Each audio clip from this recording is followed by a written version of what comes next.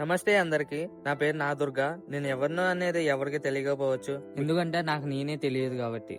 So చిన్నప్పటి నుంచి full of confusion గా ఉండేది.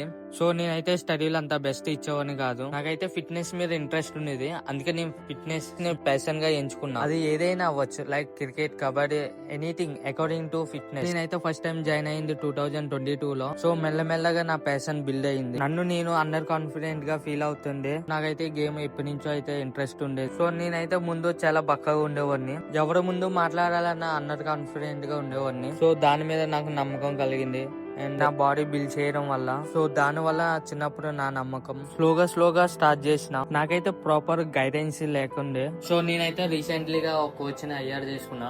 నేనైతే ఇంకా నా బెస్ట్ పొటెన్షియల్ చూసిన. Yeah, this is me.